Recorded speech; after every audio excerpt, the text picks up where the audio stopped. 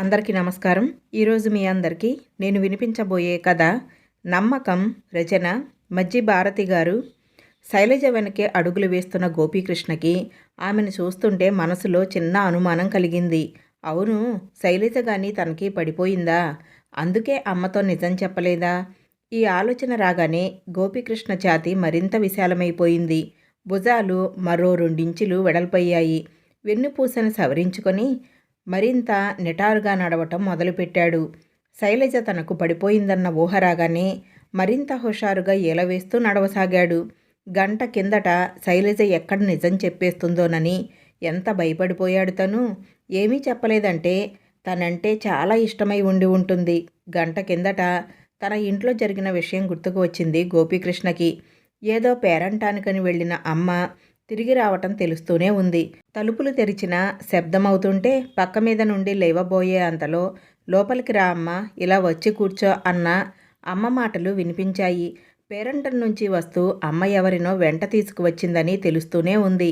బయటకు వెళ్ళాలా వద్దా అని ఆలోచించుకునే అంతలోనే మా అబ్బాయి అని చెప్పుకోవటం కాదు కానీ చదువు తప్ప వేరే విషయం ఏదీ పట్టదు మా వాడికి. ఏ సంవత్సరం చదువుతున్నాడంటే అవేమీ నాకు తెలియదు కానీ కిందటేడు కాక ఆ కిందటేడు వైజాగ్లోనే జాయిన్ అయ్యాడు. అంటే ఇప్పటికి 2 ఏళ్ళు అయింది. ఎప్పుడూ క్లాస్ ఫస్ట్ వాడిదేనంటమ్మా. అందరూ కుళ్ళుకుంటారట వీడిని చూసి. మాస్టర్లు కూడా ఎప్పుడూ వాడినే పొగుడుతూ ఉంటారట. మాస్టర్ల దిష్టే నాకు కొట్టేటట్టు ఉందమ్మా అని అప్పుడప్పుడు సరదాగా పరాచికాలాడుతూ ఉంటాడు. ఏమిటో వాళ్ళ నాన్నగారు ఉండి ఉంటే వాడిని చూసుకొని ఎంత ముచ్చటపడిపోయేవారో. మాకు ఆ అదృష్టం లేదు. ఆయన పోయినప్పటి నుండి వాడిని చూసుకునే బతుకుతున్నాను. వాడు నా ఆశలను నిలబెట్టి బాగా చదువుకుంటున్నాడు. మరొక్క 3 ఏళ్లలో వాడి చదువు పూర్తయిపోయి డాక్టర్గా ఉద్యోగంలో చేరిపోతే నాకు అంతకన్నా కావాల్సిందేముంది? అసలు వాడికి ఆ డాక్టరీలో సీటు వచ్చినప్పుడు ఊరంతా పొగిడేశారమ్మా. పోనీలే, నీ కష్టాలన్నీ తీరిపోయాయని అందరూ అన్నారు. అందుకే ఎంత కష్టమైనా ఎంత డబ్బైనా వాడిని చదివించుకుంటున్నాను. అమ్మ మాటలు వినిపిస్తున్నాయి. ఎవరు ఇంటికి వచ్చినా వాళ్ళకి నా గురించి పొగుడుతూ చెప్పడం అమ్మకు చాలా ఇష్టం.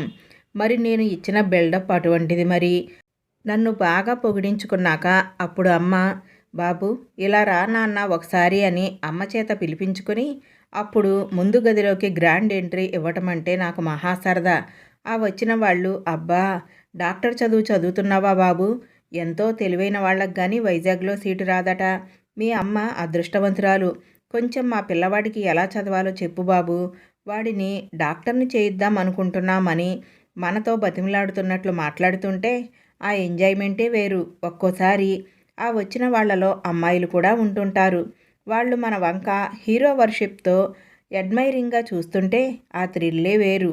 నేను ఆ థ్రిల్లులు మిస్ అవ్వటానికి ఇష్టపడను. అందుకే అమ్మ పిలిచిన వెంటనే ముందు గదిలోకి వెళ్లకుండా నిద్రపోయినట్లు నటిస్తాను. అప్పుడు అమ్మ, పాపం రాత్రంతా చదువుకుంటూనే ఉన్నాడు బిడ్డ. రాత్రి అసలు పడుకున్నాడో లేదో, ఇప్పుడు నిద్ర కొరికాడు అంటూ నా గురించి వచ్చిన వాళ్లకు మరింత పొగుడుతూ చెప్తుంది. ఆఖరికి నెమ్మదిగా నన్ను నిద్ర లేపటానికి ప్రయత్నిస్తుంది.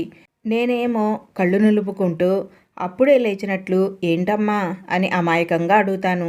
అప్పుడు ఆ వచ్చిన వాళ్ల గురించిన చుట్టరికమేదో చెప్పి, నిన్ను ఒక్కసారి చూస్తానంటే వాళ్ళని తీసుకొచ్చానురా గోపి, ఒక్కసారి కనిపించి వెళ్ళిపో అని బతిమిలాడినట్లు అడుగుతుంది. అప్పుడు తాను అమాయకంగా ఎంతో విధేయుడిలా అలాగేనమ్మా అంటూ ఆ ముందు గదిలోకి వెళ్ళి వారి ముందు దర్జాగా కూర్చుంటాడు. మరి కాసేపు అమ్మ చేత పొగిడించుకుందామని దుప్పటి మొహం మీద లాక్కొని అమ్మ మాటలు వింటున్నాను.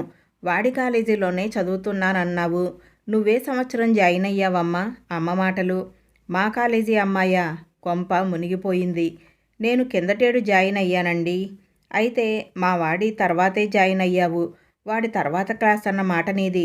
మా వాడి పేరు గోపి, నీకు తెలిసే ఉంటుంది అంది అమ్మ. మా సీనియర్ల పేర్లు మాకంతగా తెలియవండి. మా క్లాస్ వాళ్లే తెలుస్తారు మాకు ఆ అమ్మాయి మాటలు. పోనీలే, ఇప్పుడు తెలుసుకుందో గాని నిన్ను ఇంటికి కూడా పిలవకపోతే అదేమిటమ్మా? మన ఊరు చుట్టం చూపుగా వచ్చిన మా కాలేజీ అమ్మాయిని మన ఇంటికి కూడా పిలవవా అని నన్ను దెబ్బలాడతాడమ్మా. వాడికి మర్యాదలవి చాలా ఎక్కువ. అంత చదువు ఉందని కొంచెం కూడా అహంకారం ఉండదు. ఆడపిల్లలంటే ఎంత మర్యాదిస్తాడో చెప్పలేం. ఆడపిల్లలను కన్నెత్తి కూడా చూడడు. నీతో చెప్పకూడదు కానీ నువ్వు మా పిల్లలాగే అనిపించి చెప్పేస్తున్నాను. ఏమనుకోకు. బాగా చదువుకుంటాడని మా వాడంటే అమ్మాయిలంతా పడి చేస్తారట. నీ కోడల్ని ఎంచుకోవాలంటే నాకు మా చెడ్డ చిక్కు వచ్చి పడుతుందమ్మా. ఎవరిని ఎంచుకుంటే ఎవరికి కోపం వస్తుందోనని అంటాడు సరదాగా. వాడిని చూశాక నువ్వు అంటావు, మీ అబ్బాయి చాలా మంచివాడండి అని చెప్తుంది అమ్మ. అమ్మో, అమ్మ మాటలకి అడ్డుకట్ట వేయకపోతే లాభం లేదు. ఇంకా ఎన్ని చెప్తుందో నా గురించి. నేనంటే తెలియని వారి దగ్గర నా గురించి ఎన్నైనా చెప్పుకోవచ్చు. మా కాలేజీ అమ్మాయి అంటే కిందట సంవత్సరమే జాయిన్ అయిందంటే అమ్మో, మన పరువు బజారున పడిపోతుంది. అలాగని ముందు గదిలోకి వెళ్ళి ఆ అమ్మాయి ఎవరో ఆమెకి ముఖం చూపించలేడు. ఇక్కడి నుండి పారిపోదామనుకుంటే ముందు గదిలోకి తప్పించి వేరే దారి లేదు. భగవంతుడా, ఏదీ దారి అని అనుకుంటూ ఉండగానే, నాన్న గోపి, లేచే ఉన్నావా? ఒకసారి ఇలా ముందు గదిలోకి రా, మీ కాలేజీ అమ్మాయి వచ్చింది, బయటకు వచ్చి పలకరించు అంటూ అమ్మ చక్కగా వచ్చింది. ఇక వేరే దారి లేదు. గుండెలు పీచు పీచుమంటుంటే ముందు గదిలోకి వచ్చాడు. తాను ఎదురుగా తన క్లాస్మేట్ శైలజ. ముఖం ఎక్కడ పెట్టుకోవాలో అర్థం కాలేదు. అమ్మ పుట్టిల్లు గురించి మేనమామ దగ్గర గొప్పలు చెప్పుకునేది అన్నట్లుంది నా పరిస్థితి. బిక్క చచ్చిపోయి హలో అని వినిపించనట్లుగా అని తలదించుకున్నాడు తాను. అదంతా మర్యాదేనని అనుకున్నది అమ్మ. శైలజ ఎక్కడ అమ్మకు నిజం చెప్పేస్తుందోనని తనకి అరిచేతులు అరికాళ్ళు చల్లబడిపోయాయి. అక్కడ అమ్మ ఉంది కానీ, లేకపోతే శైలజ కాళ్ళు పట్టుకునేవాడేమో తను నిజం చెప్పొద్దు అని. అమ్మ ఇదేమీ గ్రహించే స్థితిలో లేదు. తన ధోరణిలో తాను ఉంది. అమ్మ, మా అబ్బాయి తెలుసు కదా, కాలేజీలో చూసే ఉంటావు, బాగా చదువుకుంటాడు కదా, చాలా మంచివాడు కదా, అందరూ మెచ్చుకుంటారు కదా, అమాయకంగా అడుగుతోంది అమ్మ. అవునండి, మీరన్నది నిజమే. తన వంక ఒక్క చూపు చూసి అంది శైలజ. ఆమె అలా అంటుందని ఎక్స్పెక్ట్ చేయలేదు తాను. ఆమె మాటతో 1000 ఏనుగుల బలం వచ్చినట్లయింది తనకి. జరిగిందంతా గుర్తుకు వచ్చింది గోపీకృష్ణకి.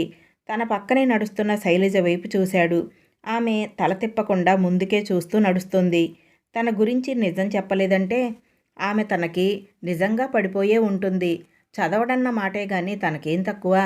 తెల్లగా పొడువుగా ఉంటాడు. ఇంకేం కావాలి అమ్మాయిలు ప్రేమించటానికి? ఈ ఆలోచన రాగానే ధైర్యంగా శైలజ వైపు తిరిగి, చాలా థ్యాంక్స్ అండి, నా పరువు నిలబెట్టారు అన్నాడు హుషారుగా. గోపీకృష్ణ మాటలు విన్న శైలజకి గత 2 గంటల నుండి జరిగిన విషయమంతా కళ్ల ముందు కదలాడింది. వదిన వాళ్ళ అన్నయ్య భార్య శ్రీమంతానికి అమ్మ రావటం కుదరక ఎవరూ వెళ్ళకపోతే బాగుండదని తనని పంపించింది. ఫంక్షన్కి అటెండ్ అయ్యి వెంటనే వచ్చేద్దు గాని అంటూ. అక్కడ తను మెడిసిన్ చదువుతున్నానని తెలిసి ఇదిగో గోపీకృష్ణ వాళ్ళ అమ్మగారు బలవంతాన ఇంటికి తీసుకువచ్చారు. వాళ్ళింట్లో చూసే వరకు ఆ గోపీకృష్ణ ఎవరో తెలియదు తనకి జస్ట్ సీనియర్ అయ్యి బాగా చదువుకున్న అబ్బాయి ఎవరో తనకి తెలియకపోవటమేమిటి అని ఎంత ఆలోచించిందో తాను. ఎందుకంటే కాలేజీలో బాగా చదువుతున్న వాళ్ళంటే అందరికీ తెలుస్తారు. వాళ్ళ అమ్మగారి మాటలు విని, ఎవరబ్బా అంత బాగా చదువుకున్నతను, అమ్మాయిలందరూ అంత పడి చచ్చిపోయేవాడు, అందగాడు అని బుర్ర బద్దలు కొట్టుకుంది తను. చూస్తే ఇదిగో ఈ దరిద్రుడు. ఆ అబ్బాయిని కృష్ణ అని కాలేజీలో పిలుస్తారందరూ. గొప్పల కోసం క్రిష్ అని పిలవమంటాడట అందరినీ. తనకి 1 ఇయర్ సీనియర్ కానీ ఫస్ట్ ఇయర్లో పరీక్ష పోయి సప్లిమెంటరీలో కూడా పాస్ అవ్వక మరలా తమ బ్యాచ్తో ఎగ్జామ్ రాశాడు. జూనియర్స్తో కలిసిపోయానన్న సిగ్గులేదు, 1 సంవత్సరం పోయిందన్న బాధలేదు. ఇప్పటికైనా బుద్ధి తెచ్చుకొని బాగా చదువుకోవాలన్న ఇంగిత జ్ఞానం కూడా లేదు. ఇలాగే ఉంటే 5 ఏళ్ళు కాదు, మరో 10 ఏళ్ళైనా వీడు మెడికల్ కాలేజీని వదులుతాడా? డౌటే. చదవటం సంగతి పక్కన పెట్టు, అసలు క్లాసులకే సరిగ్గా రాడు. వస్తే అమ్మాయిల మీద వెధవ కామెంట్స్. వీడు పెద్ద అందగాడు, మరి వీడికి పడిపోతారు. వెధవ ఎర్రకోతిలాగా ఆ రంగు వాడు. పాపం వాళ్ళమ్మను చూస్తే జాలేసింది. ఎంత తాపత్రయపడుతుందో కొడుకు కోసం. ఈ కొడుకు ఇలాంటి వెధవని తెలిస్తే గుండె ఆగిపోతుందేమో ఆవిడకు. చెప్పొద్దు, నోటి వరకు వచ్చింది నిజం చెప్పేద్దామని. కానీ ఆవిడను చూస్తే నిజం చెప్పబుద్ధి కాలేదు. ఆ పాపం తానెందుకు మూట కట్టుకోవటం?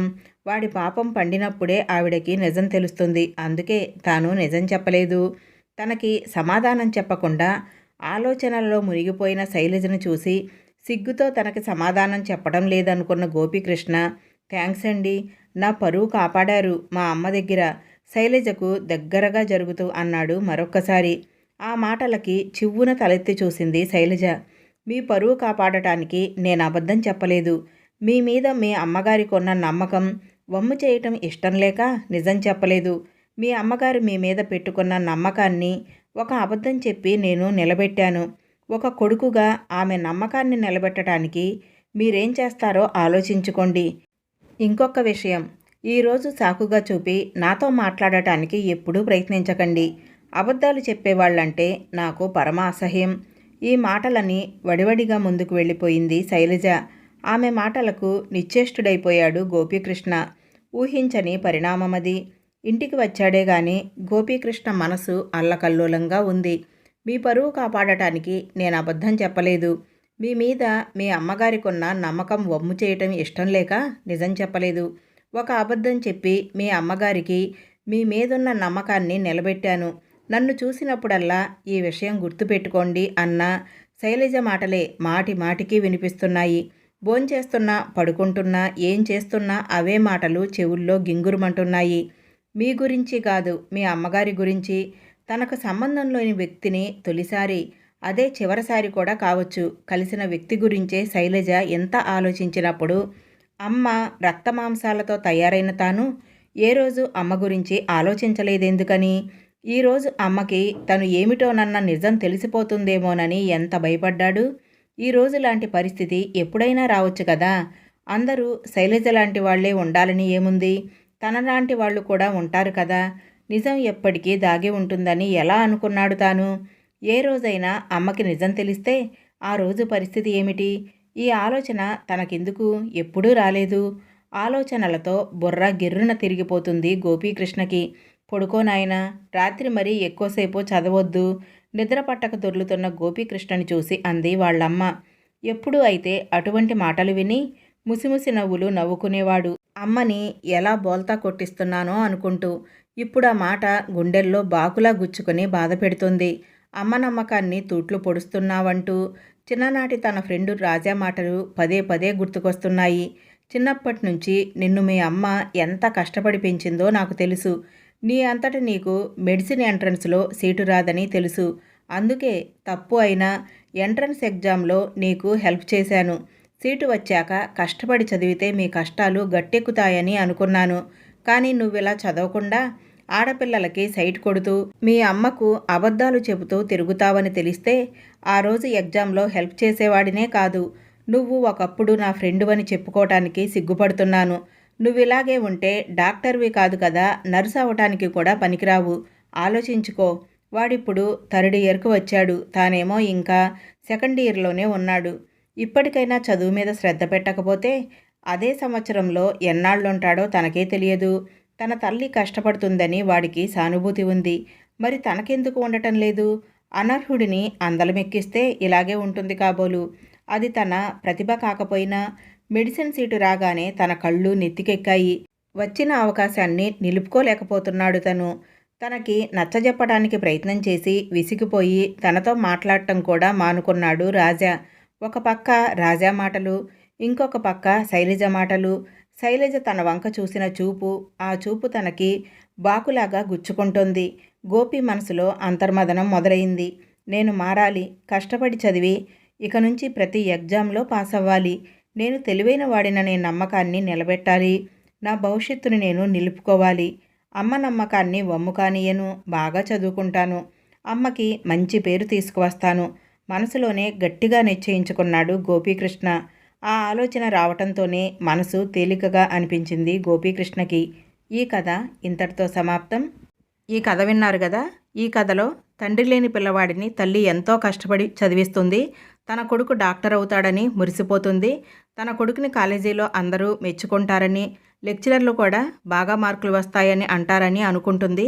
అయితే కొడుకు తనని మోసం చేస్తున్నాడని, చదవకుండా అల్లరి చిల్లరగా తిరుగుతూ అమ్మాయిలకు సైటు కొడుతూ ఉంటాడని ఆమె గ్రహించలేకపోతుంది. ఏ తల్లైనా అంతే కదా, కొడుకు చెప్పిందే నిజమనుకుంటుంది. కొడుకు ప్రయోజకుడవుతాడని కలలు కంటుంది.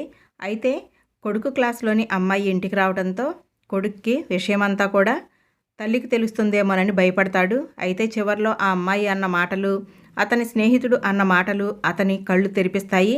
తల్లి మంచితనాన్ని తను దుర్వినియోగం చేస్తున్నానని, తల్లి మనసును అర్థం చేసుకోలేక ఇన్నాళ్ళు పొరపాటు చేశానని, ఇకనైనా బాగా చదువుకొని తల్లి నమ్మకాన్ని నిలబెట్టాలని అనుకుంటాడు. అల్లరి చిల్లరగా బాధ్యత లేకుండా తిరిగే ఎంతోమంది యువకుల కళ్ళు తెరిపించే కథ ఇది. ఈ కథా రచయిత మజ్జి భారతి గారు ఎన్నో మంచి కథలను అందించారు.